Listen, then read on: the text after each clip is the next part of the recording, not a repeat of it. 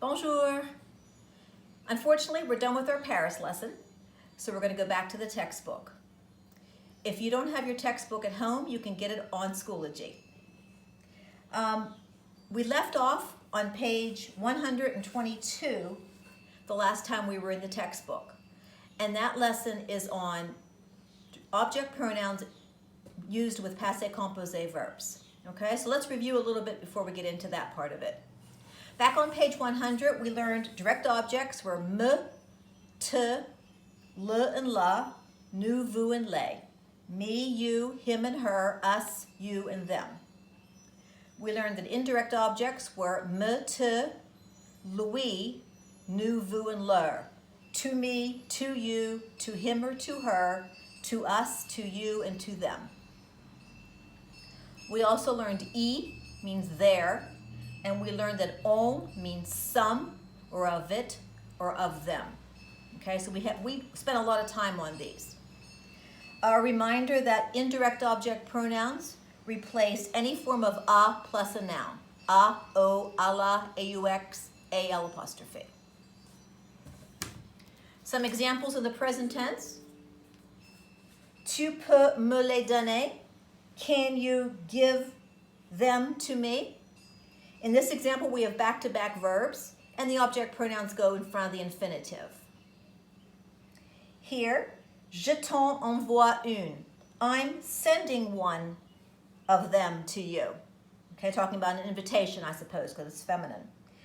In this example, this is an example of the object pronouns just before regular present tense conjugated verb.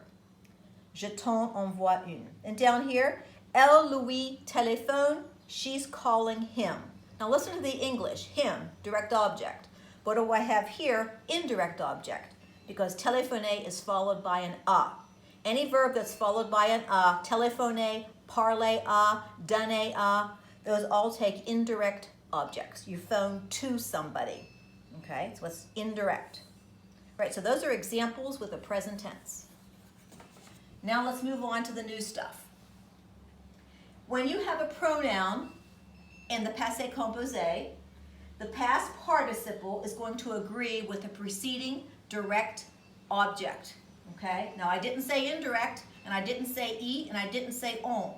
It's only going to agree with direct objects, so that's with this first list here.